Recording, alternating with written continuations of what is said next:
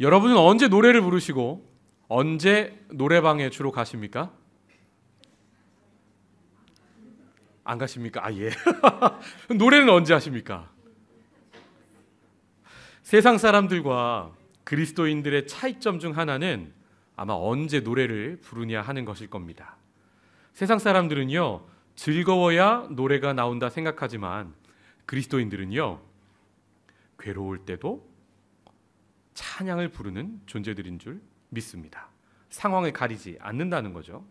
오늘 본문에 나오는 감옥 노래방에 갇힌 바울과 실라도 그러했습니다.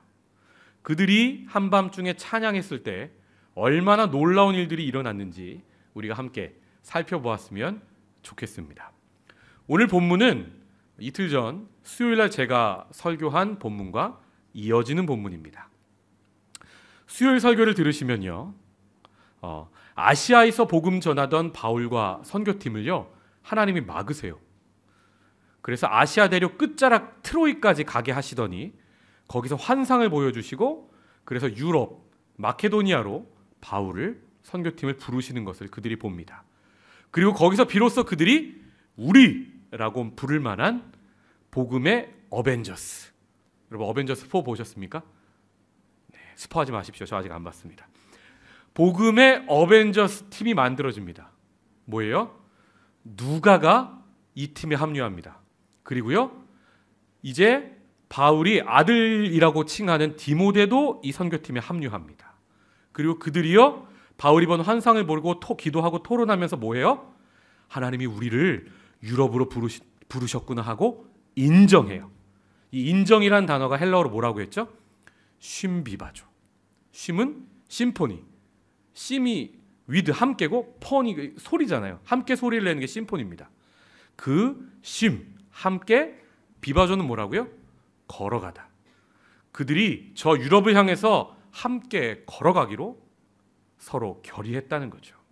그 은혜를 함께 나누었습니다. 그리고 오늘 본문을 보면요, 마침내 그 선교팀이 유럽 대륙으로 건너왔습니다. 그리고 그 유럽 대륙 마케도니아에서 제일 큰 성 빌립보에서 자색 옷감 장사 루디아를 만납니다. 그 당시 자색은 왕과 귀족이 즐겨 입던 옷의 색깔이었습니다. 원단을요, 자색으로 염색하는 것은 그 당시에 매우 고도의 기술이 필요한 일이었습니다. 다시 말해서 그 옷이 매우 고가의 옷이었다는 말이죠. 지금으로 치면 헤르메스, 또 루이비통, 또 여러분 좋아하시는 거 하나만 말씀해 주시겠어요? 예, 여러분이 상상하시는 그런 거, 그 명품 브랜드의 사장쯤 되는 사람인 거예요, 루디아가. 그런 루디아를 만났으니 바울 일행이 얼마나 기뻤을까요? 하나님 나라 복음 전하는데 귀한 일꾼을 만난 것입니다. 그리고요, 빌립보 교회가 어디서 시작하는 줄 아세요? 바로 그 루디아의 집에서 교회가 시작됩니다. 여러분, 빌립보 교회가요, 평생 바울의 기쁨이 되는 후원하는 교회였지요. 하나님께서는요, 이처럼 그 환상에 그 팀이 마음이 서로 하나 돼서 믿음으로 순종해서 바다를 건너 유럽 대륙에 가니까 뭘 준비하신 거예요? 복음을 위해서, 교회를 위해 자기의 집을 내놓을 루디아를 준비하고 계셨던 걸 보게 됩니다. 자, 이야기가 왠지 잘 풀린다 싶지 않습니까? 여러분, 한국 드라마를 보면 좋은 일만 계속 있는 드라마가 있습니까? 만약에 있다면 시청률이 아마 바닥을 쳤을 겁니다. 성경 드라마도 마찬가지입니다. 빌립보에서요, 이 선교팀의 문제가 시작됩니다. 그리고 그 문제는 엉뚱하게도 이들이 죄를 지었거나 이들이 뭘 잘못을 해서가 아니라 기도하러 가다가 문제가 시작되는 걸 봅니다. 본문 16절을 띄워주십시오. 우리가 기도하는 곳에 가다가 점치는 귀신 들린 여종 하나를 만나니 점으로 그 주인들에게 큰 이익을 주는 자라. 본문에 바울과 선교팀이요, 기도하러 가요. 그런데요, 귀신 들린 여자 노예가 바울을 계속 따라다니면서 괴롭히는 거예요. 그것도 여러 날을 달라붙어서 소리에 소리를 지릅니다. 그런데 그 소리의 내용이 굉장히 복음적입니다. 17절을 보면요, 이 사람들은 지극히 높은 하나님의 종으로 구원의 길을 너희에게 전하는 자입니다. 귀신이 복음을 전파하고 있습니다. 이상하죠? 사실 이건 복음 전파가 아니라요, 복음을 방해하고 있는 거예요. 재미있게도요, 귀신도요, 하나님을 의심하지 않아요. 믿는 정도가 아니라 귀신도, 악한 영도 선한 영의 세계의 하나님을 알아요. 왜요? 그들은 하나님을 보니까. 여러분, 귀신은 하나님을 믿는 정도가 아니라 안단 말이에요. 그런데 귀신의 문제가 뭐예요? 그 믿음이, 그 행함이 악한 거죠. 행함이 뒤따르지 않는 믿음이란 말입니다. 사랑하는 성도 여러분, 우리의 믿음, 우리의 하나님 알미, 행함까지 달라져야 진짜 믿음이고 하나님을 아는 것인 줄 믿습니다. 그렇지 않으면 우리가 하나님을 알죠. 그런데 귀신하고 다를 바가 뭐예요? 우리의 행함이 뒤따르지 않는다면 말입니다. 어쨌든요, 바울이 지금 이 귀신 들린 여종 때문에 너무 괴로워서 소리칩니다. 18절입니다. 바울이 심히 괴로워하여 돌이켜 그 귀신에게 이르되 예수 그리스도의 이름으로 내가 내게 명하노니 그에게서 나오라. 그러니까요, 귀신이 즉시로 그 여인에게서 떠납니다. 그런데 좋은 일이 벌어진 거잖아요. 그런데 문제가 여기서부터 시작됩니다. 이 여자 노예가 귀신이 들려 있을 때는요, 미래를 살짝 봐요.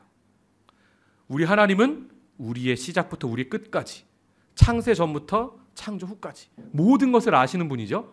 근데 귀신도 영적인 존재라고요. 우리보다 앞에 한 수, 두 수 정도를 조금 더 봐요. 그래서 점을 쳐요. 학습무당이 있고 강신무당이 있는 거 아십니까? 한국에도요, 점집 보면요, 학습무당이 있어요.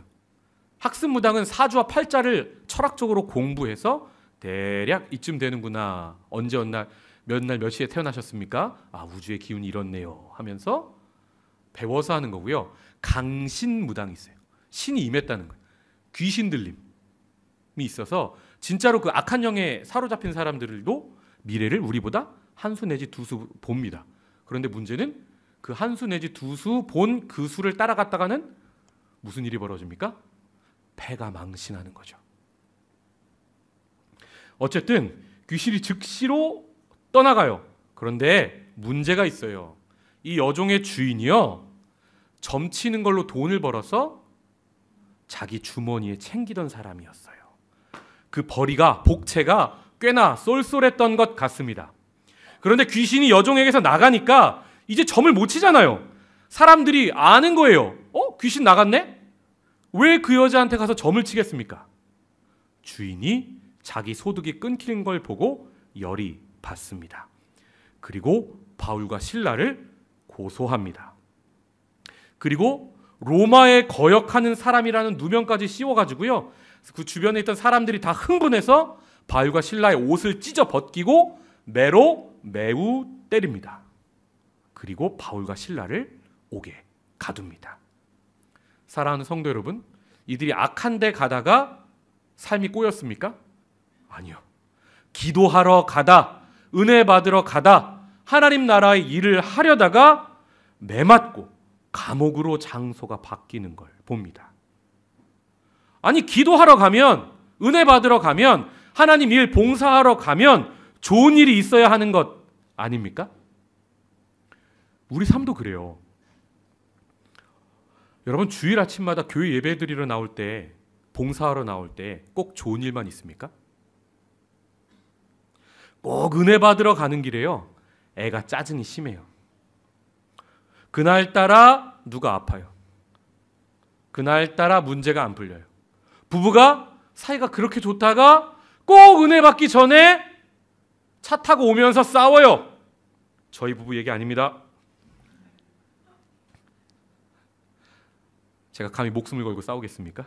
저는 순종하는 사람입니다. 그런데요, 그 어려움이 클수록 그 어려움을 이기고 은혜 자리까지 이를 악물고라도 꼭 나아가면요, 반드시 그 문제보다 더 큰 은혜가 우리를 기다리고 있는 걸 봐요. 그 은혜를 누리는 여러분이 되시기를 주님의 이름으로 축복합니다. 원어를 보면요, 깊은 옥에 가뒀대요. 감옥 중에서도 가장 깊은, 죄인들 중에서도 바울과 실라가 갇힐 만한 곳이 아니라 흉악범들이 갇힐 만한 곳에 가뒀단 말입니다. 그리고 죄질이 나쁜 죄수를 메어두는 착고에 발까지 수갑을 채웁니다. 자, 이쯤 되면 여러분은 입에서 어떤 소리가 나올 것 같습니까? 대부분은, 저만 나쁜 사람 만들지 마세요. 아마 이런 소리 나왔을 것 같습니다. 하나님, 진짜 이게 뭡니까? 내가 아시아에 있겠다고 했습니까? 안 했습니까? 왜 나를 유럽까지 오게 해가지고 이 고생을 시키십니까? 여기까지 환상 보여주신 분이 하나님이잖아요. 나에게 진짜 너무하시는 거 아닙니까? 이 정도의 불평쯤은 나오지 않았겠습니까? 이 정도 불평은 아니더라도요, 저는 기도하면서 이 본문을 수백 번, 수천 번 묵상했습니다. 제가 2000년 전 이 감옥 속에 있었다면 나는 뭐 했을까? 불평은 안 했을 것 같은데요, 이제 아니까 찬송을 해야 되잖아요. 찬송을 하고 싶어서 입을 열려고 하면, 아마 저를 이렇게 개인적으로 잘 아시는 분들은 두드려 맞고 피곤한 상태에서 한밤중에 한민 목사가 무슨 소리를 내는지 아실 거예요. 아이고 허리야, 아이고 어깨야. 하나님 소리가 안 나오고 주여, 아파서 끙끙대는 소리가 나올 것 같아서 저는 이 본문을 묵상할 때마다 혼자 많이 웃곤 합니다. 그런데요, 오늘 본문의 바울과 실라는요, 우리의 일반적 예상을 깨는 행동을 합니다. 본문 25절입니다. 한밤중에 바울과 실라가 기도하고 하나님을 찬송하며 죄수들이 듣더라. 아멘. 기도하러 가다 엉뚱하게 매맞고 지금 억울하게 갇혔잖아요. 장소가 본인들이 가려던 예배당 기도처가 아니에요. 그런데요, 그들은 자신들이 원래 하나님 앞에서 하려 했던 기도와 찬송을 하고 있는 걸 봅니다. 그리고 이 기도와 찬송 소리가 얼마나 아름다웠던지 가장 깊은 감옥에 갇힌 흉악범들이 듣습니다. 여기서 듣다라는 헬라어 원어가요, 에페크로온트라는 단어인데요, 신약 성경 여기서 딱 한 번만 나오는 단어예요. 안 외우셔도 돼요. 딱 한 번 나오니까. 귀를 기울여 듣다. 아름다운 연주가 나올 때 자신의 집중력을, 혼이 팔릴 정도로 정신이 나가서 걸음을 멈추고 듣다 할 때 그 듣다라는 단어를 지금 여기서 쓰고 있는 거예요. 사랑하는 성도 여러분, 심지어 지금 시간대가 한밤중입니다. 장소가 아름다운 강당, 예배당이 아니라, 기도처가 아니라 흉악범들이 있는 감옥이란 말입니다. 아무리 좋은 음악도 자는 시간에 틀면 소음이 되죠. 아름다운 기도 소리, 찬양 소리가 바울과 실라의 입에서 나와 그 깊은 감옥을 한밤중에 가득 채우고 있는 겁니다. 듣는 죄수들이요, 아무리 생각해도 이상한 거예요. 저렇게 두드려 맞고 뭐가 기쁘다고 지금 노래를 하는 거야? 여기가 무슨 노래방이야? 저들이 믿는 예수가 누구길래 저렇게 찬양을 하는 거지? 이상한 거예요. 저는요, 이 본문을 묵상하면서요, 무슨 찬양을 했을지가 너무 궁금해요. 곡명은 모르겠지만 아마 세상과 그리고 나도 완전히 사라지고 구속한 주님만 보이는 아주 영적으로 깊은 체험을 하는, 마치 3000층 저 곳까지 이르는, 우리의 육신은 감옥에 갇혀 있지만 찬양하는 그들은 지금 하나님 계신 곳까지 다가가는 그런 영적으로 깊은 찬양을 하고 있지 않았겠습니까? 제가 천국에 가면요, 바울과 실라에게 꼭 물어볼 거예요. 그때 했던 찬양이 뭐냐고.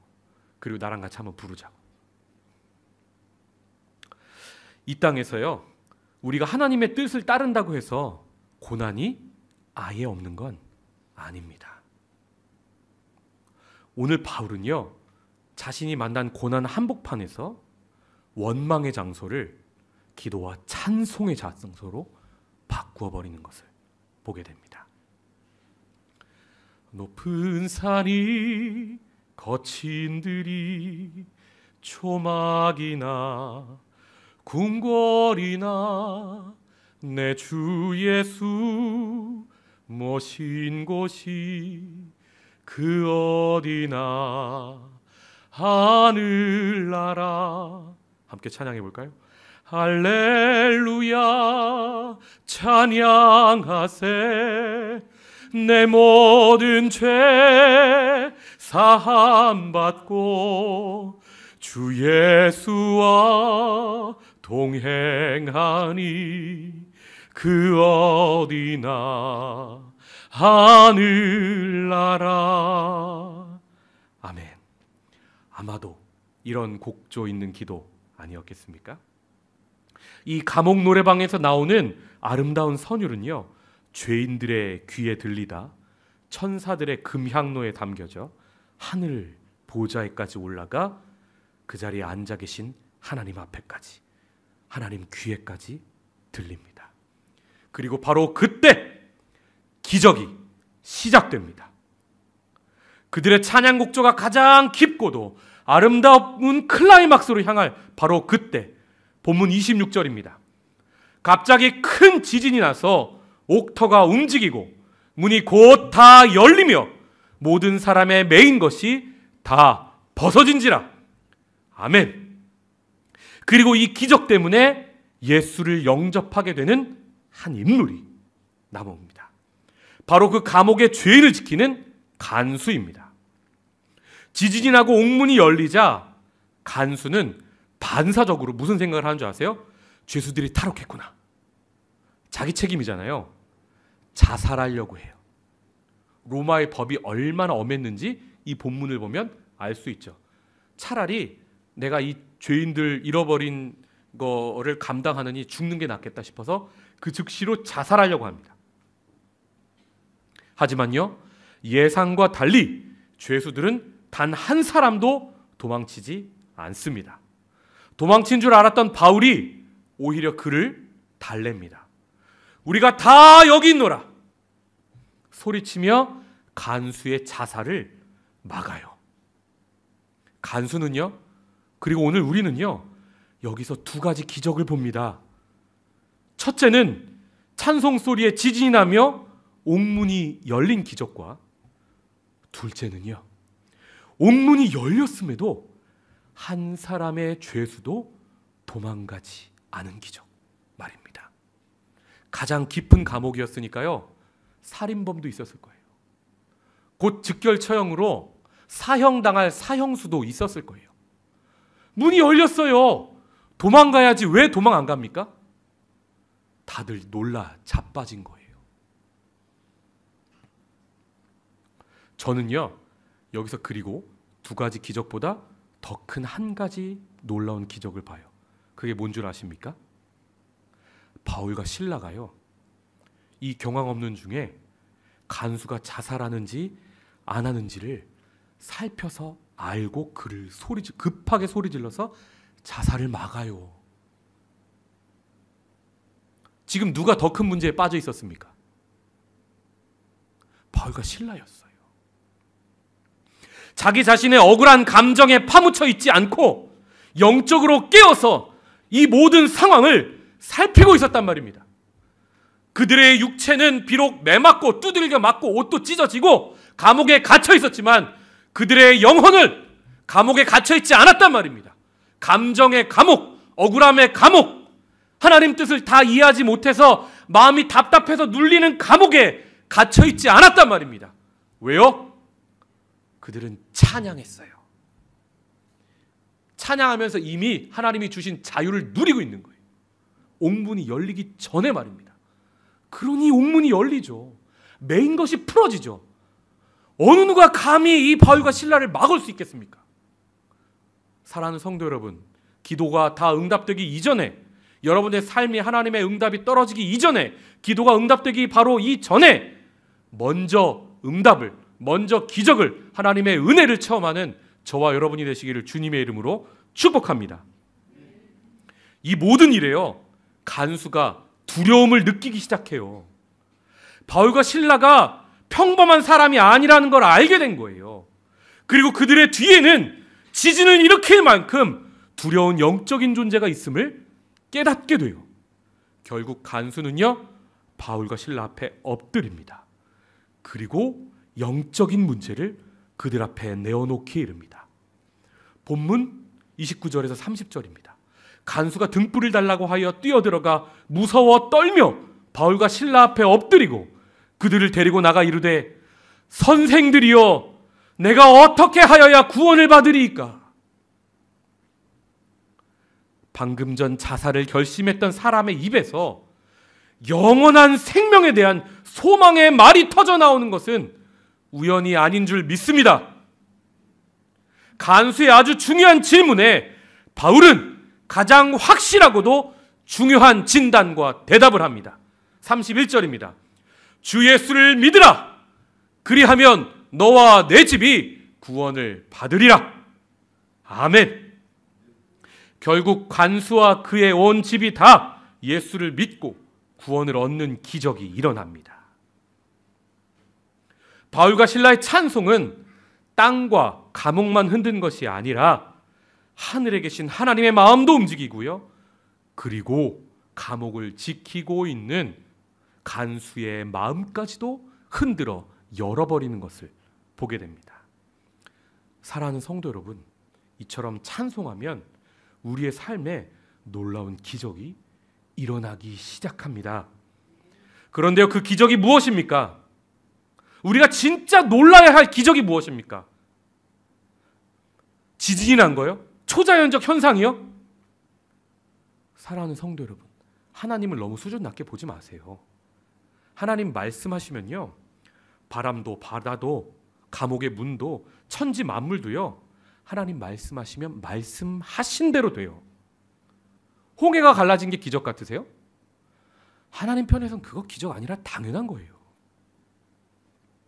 오늘 본문에 가장 우리가 놀라야 될 기적이 뭡니까?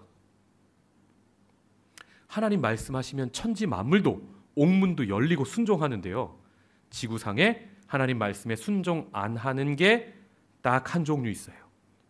그것은 바로 사람입니다. 하나님은 억지로도 강제로도 역사하지 않으세요. 피조물 중에 유일하게 자유의지를 주셨어요. 너무너무 사랑해서요. 우린 로봇처럼 하나님 말씀하면 천지만물처럼 자동으로 순종이 되는 게 아니에요. 10대들이 공부 안 하고 엄마 말씀 안 듣고 놀러 가고 컴퓨터 앞에 앉아 있고 스마트폰에 앉아 있으면 하나님이, 엄마가 막 주여 우리 아이들이, 우리 딸이 주여 지금 공부하게 해주세요. 그러면 갑자기 하나님이 나타나서 너 공부해라. 그러면 갑자기 얘가 스마트폰이 손에서 딱 놔지고 눈이 크게 떠지더니 책상 앞에 가서 불을 딱 켜고 교과서를 딱 펼치고 달달달달달 외우는데 그 즉시로 보는 게 머릿속에 암기가 되고, 그런 기적은 이 세상에 없습니다. 그런 기적은 이 세상에 없어요. 왜요? 자유의지를 주셨거든요. 엄마가 그 아이를 감동시키지 않으면, 오늘 본문의 바울과 실라처럼 그들을 감동시키지 않으면 그런 기적은 절대로 일어나지 않습니다. 오늘 본문에 간수가 예수 이름을 영접하게 되는 것, 이것이 기적이 아니고 무엇입니까? 죄인이 복음을 영접하게 되는 것. 나 같은 죄인이 예수 이름 영접하고 이렇게 하늘나라의 기쁨을 누리면서 찬송하며 살아가는 것, 그래서 다른 누군가에게 내 삶이 또 다른 기적의 씨앗이 되어주는 것, 이것이야말로 진정 아름답고도 놀라운 기적인 줄 믿습니다. 오늘 본문을 보면서요, 야, 지금부터 나도 찬양하면 내 막힌 모든 게 열리겠구나, 찬양하자. 그래서 찬송가 1장부터 끝장까지 경배 찬양 1부터 끝까지 그런 기적이 일어납니까? 아니요. 여기서 말하는 찬양이 뭔 줄 아세요?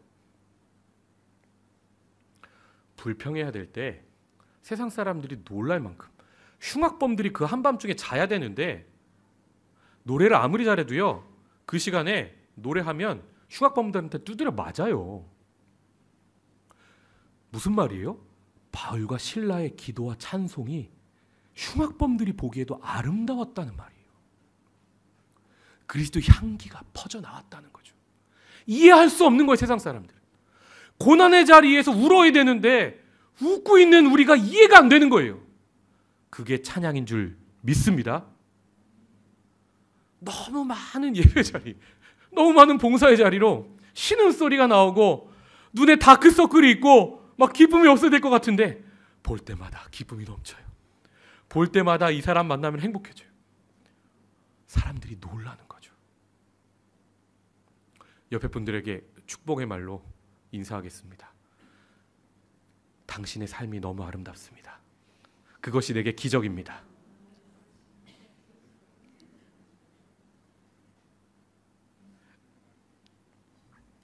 오늘은요, 찬양하지 않고 함께 불 끄고 기도했으면 좋겠습니다.